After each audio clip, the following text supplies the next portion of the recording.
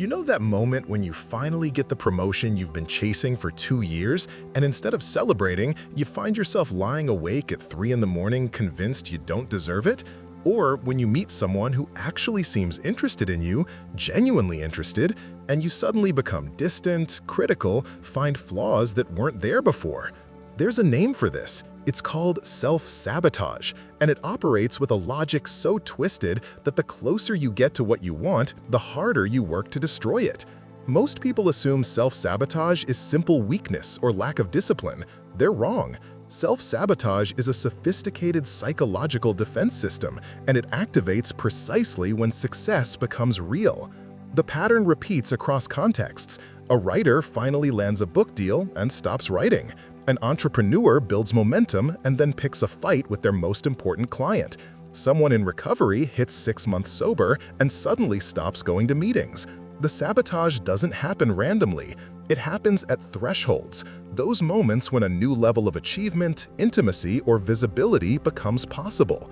Understanding why requires looking at how identity protects itself from change, and more importantly, why change feels threatening in the first place. Your sense of self isn't just a collection of thoughts about who you are. It's a structure, a psychological architecture built over years from experiences, beliefs, and the conclusions you drew about your place in the world. This structure has walls, foundations, and load-bearing beams. Some of these elements you're aware of, most you're not. The parts you're conscious of form what Jung called the persona, the face you show the world, the roles you play, the version of yourself you've learned is acceptable and safe. The persona isn't fake exactly, it's functional. It helps you navigate social situations, meet expectations, avoid rejection. A professional mask at work, a caretaker role in your family, an easygoing persona among friends. These roles serve real purposes. They smooth interactions, prevent conflict, earn approval. But beneath them lies everything that didn't fit. Acceptable image. The emotions you learned to suppress, the desires you were told were wrong, the parts of yourself that scared people or made them uncomfortable. Jung called this rejected material the shadow, and it doesn't disappear just because you stop acknowledging it. The shadow isn't a dark monster lurking in your basement. It's a repository of disowned human qualities, some destructive, many neutral, some genuinely valuable. When you build an identity around being accommodating, your capacity for assertion goes into the shadow. When you construct yourself as rational and controlled, your emotional intensity gets buried there.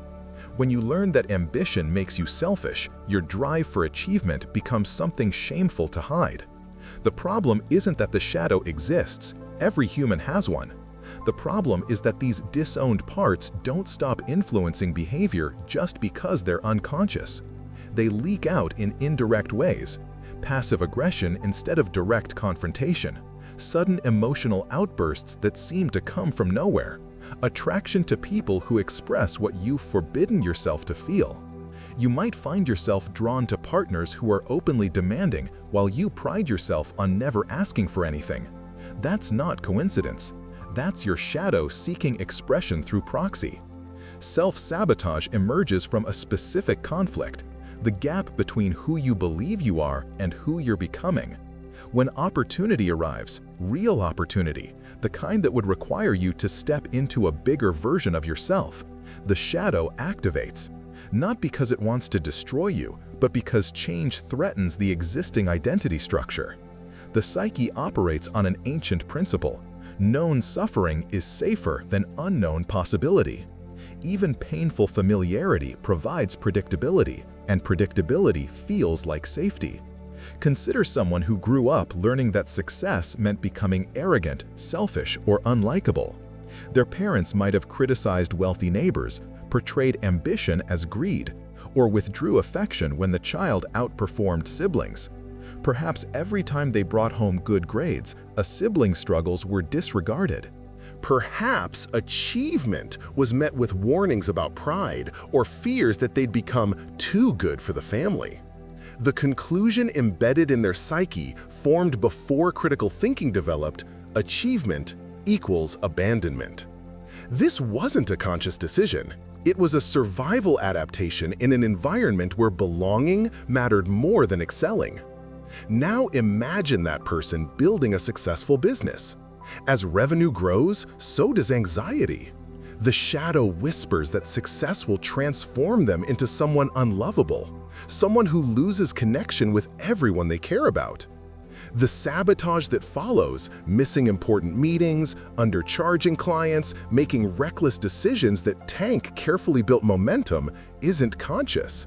It's the psyche trying to restore equilibrium, to keep the person inside the identity boundaries that feel safe. The self-sabotage says, "I'd rather control my failure than risk becoming the kind of person who deserves to fail." Better to stay small by choice than to grow and be rejected for it. This protection mechanism operates through several predictable patterns. Projection is one of the most powerful. When you can't tolerate certain qualities in yourself, you begin seeing them everywhere in others. The person who represses their ambition becomes hypercritical of colleagues who pursue advancement. Someone who's buried their need for attention accuses their partner of being narcissistic. Someone who's rejected their vulnerability sees everyone else as weak or manipulative when they express needs. Projection serves a dual function. It keeps the disowned material externalized while simultaneously revealing what's been rejected. The emotional charge you feel toward others, especially when it's disproportionate to the situation, is diagnostic. Intense irritation at someone's confidence might indicate your own disowned desire for visibility. Contempt for vulnerability could signal your unexpressed need for support. Disgust at someone's boundaries might point to your own inability to say no. Another pattern is the creation of no-win scenarios. These are situations where any choice feels dangerous because both options require sacrifice. Integrating shadow material. A classic example, someone is offered a leadership position but believes that being in charge means becoming controlling and authoritarian, qualities they despise, perhaps because they watched a parent abuse power. Accepting the role activates anxiety about becoming what they hate. Declining it triggers shame about being weak and passive, also qualities they've rejected as pathetic. The person becomes paralyzed, unable to move in either direction because both require confronting parts of themselves they've built an identity around not being. The sabotage might look like procrastinating on the decision until the offer is withdrawn, or accepting it but then undermining their own authority so thoroughly that they get removed. Either outcome proves the original belief, "I can't handle this, and it's better I don't try." The timing of self-sabotage reveals its defensive nature most clearly. It intensifies at thresholds, moments when a qualitative shift is about to occur. These aren't minor improvements, but fundamental changes in how you exist in the world. Moving from dating to commitment, from employee to business owner, from private creative work to public visibility, from dependency to autonomy. These transitions don't just require new skills, they require different identities, and identity change triggers what feels like an existential threat. The current self, even if it's limiting, even if it's painful, is known. It has a track record. You understand its contours, its safety mechanisms, its ways of avoiding danger. The psyche treats known suffering as safer than unknown possibility, because at least with familiar pain, you know the rules. So as you approach the threshold, the sabotage escalates. You pick fights with people who support your growth. You develop mysterious illnesses that prevent forward movement. You make errors you'd never normally make, sending the wrong file to a crucial client, forgetting an important deadline, saying something that damages a promising relationship. The unconscious is trying to keep you in familiar territory, even if that territory is constricting. Understanding this doesn't immediately stop the pattern, but it creates a crucial opening. When you recognize that the urge to quit right before finishing, to withdraw right before connecting, to fail right before succeeding, isn't random weakness but protective mechanism, you can start working with it rather than against it. The goal isn't to eliminate the shadow or transcend the persona. Both are permanent features of human psychology. The goal is differentiation, learning to distinguish between adaptive roles you consciously choose and rigid identity structures that limit you. This process, which Jung called individuation, involves making the unconscious conscious, not through insight alone, but through integrated action. You can't think your way out of self-sabotage. You have to behave your way out, one small deliberate choice at a time. What makes this particularly complex is that self-sabotage doesn't just happen in isolation. It activates social dynamics that reinforce the existing identity structure. When you begin changing, becoming more assertive, more visible, more successful, more boundaried, the people around you often resist. This isn't necessarily malicious, it's systemic. Relationships achieve equilibrium based on mutual role assignments. If you've been the accommodating friend, the one who always adapts to others' preferences and never complains, and you suddenly start expressing boundaries or declining invitations, you'll meet resistance. Friends might accuse you of becoming selfish. Family members might express hurt that you're changing or not yourself anymore. Partners might say you're being difficult or cold when you stop automatically managing their emotions. These reactions aren't really about you. They're about the other person's discomfort with having their own shadow material reflected back at them. Here's how it works. When you start embodying a quality you've previously rejected, let's say confidence, people who also reject their own confidence will feel threatened by yours. Your change forces them to confront what they've disowned. If they've built an identity around being humble and self-effacing, your confidence disturbs their equilibrium. It raises uncomfortable questions. Why can't I do that? What would happen if I stopped diminishing myself?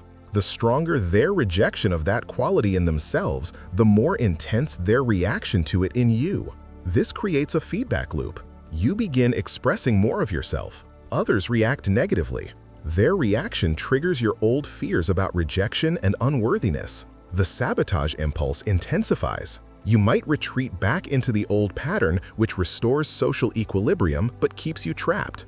Or you might push forward, which requires tolerating others' discomfort while not internalizing their judgments as truth about who you are. Pay attention to disproportionate reactions, both your own and others. When someone responds to a minor boundary you've set as if you've committed a profound betrayal, that disproportion is information. It tells you that your action has touched their shadow material. You've activated something in them that has nothing to do with the actual boundary you set. Similarly, when you feel intense shame or anxiety about expressing something relatively benign, like stating a preference or declining an invitation, that intensity indicates you're approaching disowned territory. The emotion is disproportionate to the action, because the action isn't really about the surface situation. It's about violating an internal rule you've held since childhood about what's allowed. These moments are opportunities. They show you exactly where the work needs to happen. The path out of self-sabotage isn't linear, and it doesn't happen through understanding alone.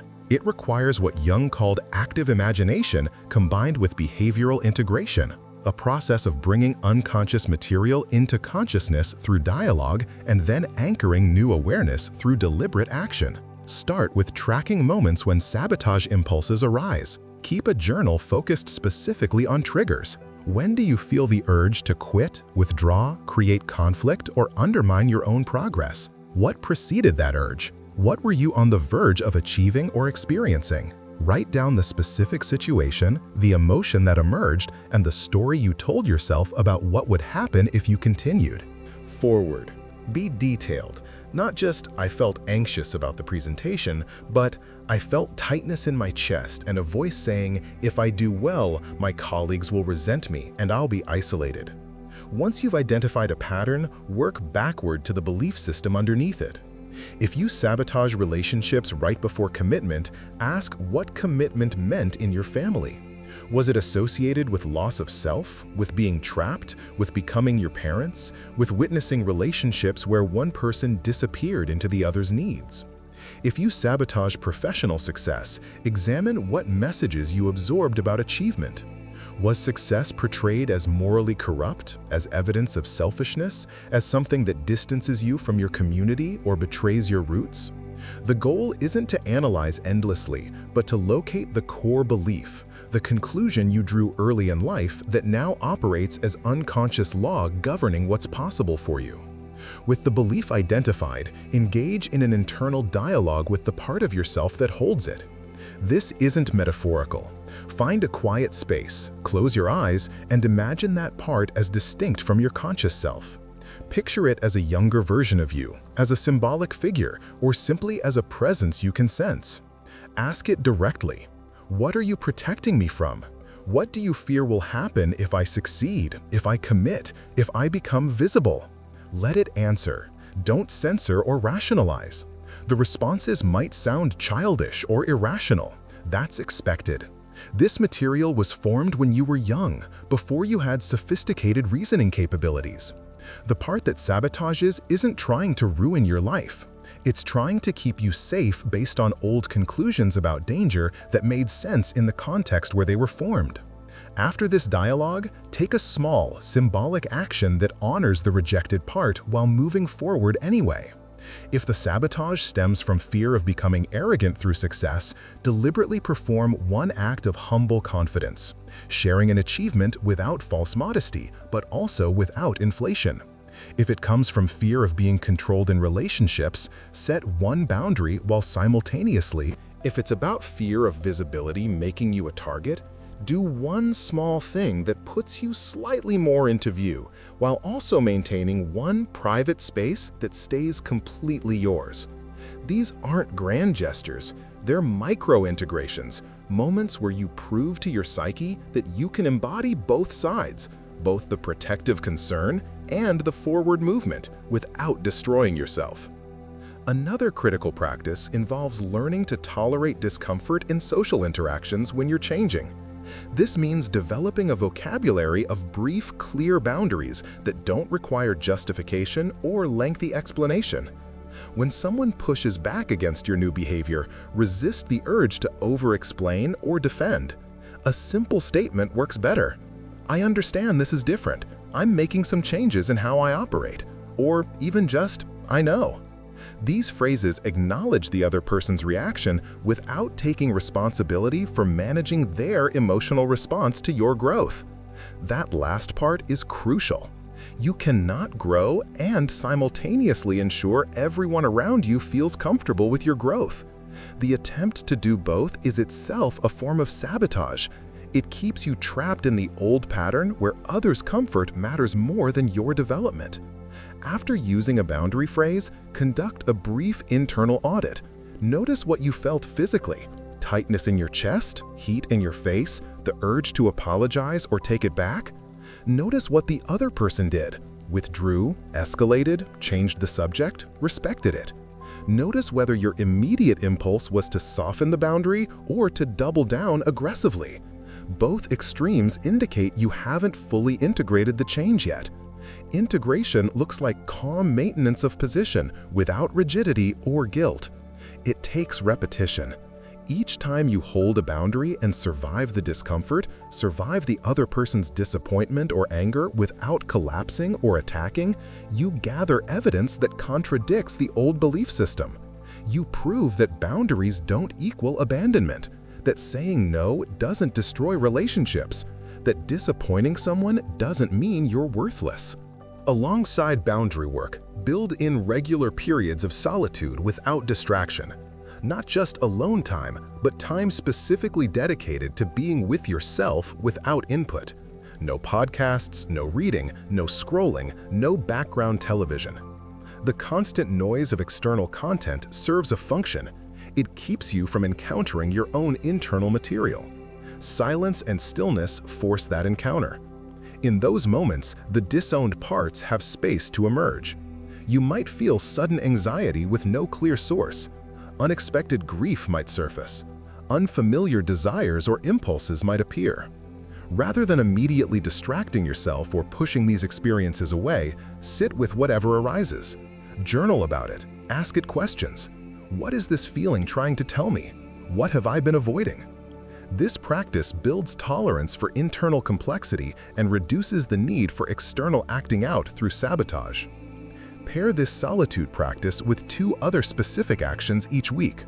First, identify one situation where you habitually say yes out of fear or obligation, and say no instead. Don't justify the no, Don't apologize for it. Don't soften it with excessive explanation. Simply decline. "I won't be able to make that work" is sufficient. "That doesn't work for me" is complete. Notice how it feels to let someone be disappointed in you without trying to fix their disappointment. Notice whether the catastrophe you feared actually occurs.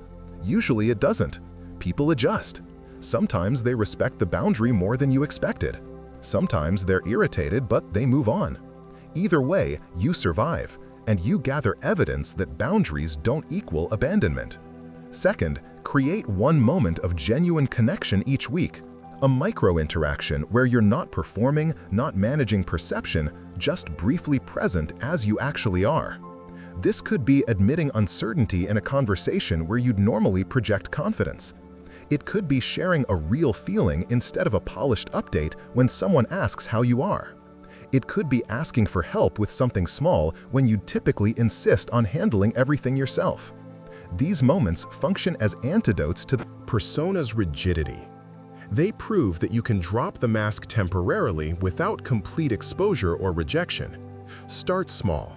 The goal isn't vulnerability as performance, not the kind of curated authenticity that's become its own form of persona, but authenticity as experiment. You're testing whether genuine moments destroy connection or deepen it. As these practices accumulate over weeks and months, something shifts. The rigid distinction between role and self begins to soften. You start recognizing that roles are tools, necessary, functional, but not who you are. You can play the professional in a meeting, fully inhabiting that persona while knowing it's a deliberate choice rather than your only option. You can be the supportive friend without losing track of your own needs. The mask becomes something you wear consciously rather than something fused to your face. This differentiation is what reduces sabotage. When success no longer threatens to destroy your identity because your identity isn't fixed, when achievement becomes expansion rather than replacement of who you are, the need to undermine yourself diminishes. This doesn't mean you never feel fear or resistance. You do. But the quality of that resistance changes. Instead of unconscious sabotage, you experience conscious friction. The awareness that you're approaching unfamiliar territory and part of you wants to retreat to safety. That awareness creates choice. You can acknowledge the fear, understand its source in old protective patterns, and move forward anyway. Or you can choose to pause, genuinely assessing whether this particular step aligns with your values or whether the resistance is valid information about genuine misalignment. The difference is agency. Sabotage is compulsive. Integration is volitional. The social dynamics shift too. As you become clearer about what's actually you versus what's protective performance, you stop attracting and tolerating relationships built on your accommodation or diminishment. People who need you to stay small gradually filter out of your life. This can be painful, especially when those relationships are long-standing or involve family. But it creates space for connections based on mutual authenticity rather than complementary dysfunctions. You start recognizing when someone's reaction to you is about their shadow rather than your behavior. That recognition reduces the impulse to contort yourself to ease their discomfort. Perhaps the deepest shift is this: you stop viewing parts of yourself as enemies. The tendency to sabotage, the protective mechanisms, the rigid roles, these aren't flaws to eliminate. They're adaptive strategies that served you when you needed them. The work isn't destruction, but integration, not transcendence, but inclusion. You don't kill the part that's afraid of success. You acknowledge its concern, thank it for trying to keep you safe all these years, and invite it to trust that you can handle what comes next. You don't eliminate the persona. You recognize it as one option among many, useful in specific contexts, but not the totality of who you are. Remember that moment from the beginning? The promotion that triggered dread instead of celebration, the connection that activated withdrawal instead of engagement. Self-sabotage operates on a ruthless logic. Better to destroy the possibility yourself than risk having it destroyed by external forces. Better to maintain control over failure than surrender control to potential success and the vulnerability that comes with it. But that logic is based on an outdated conclusion that change equals annihilation, that visibility equals danger, that success requires becoming someone intolerable. As you integrate shadow material, prove through repeated small actions that growth doesn't destroy you, and differentiate between adaptive roles and rigid identity, the equation changes. Success becomes possible because it no longer means losing yourself. Connection becomes available because intimacy no longer requires total exposure or the obliteration of boundaries. The work isn't to become someone new. The work is to become more fully who you already are, underneath the layers of protection and performance built up over years of learning what was safe and what wasn't. That's the paradox. The solution to self-sabotage isn't better discipline or stronger willpower. It's deeper self-knowledge enacted through deliberate, integrated action. One small choice at a time, you prove to yourself that you can hold complexity, tolerate discomfort, and survive change. And gradually, the need to sabotage simply fades, not because you conquered it through force, but because you outgrew it through integration.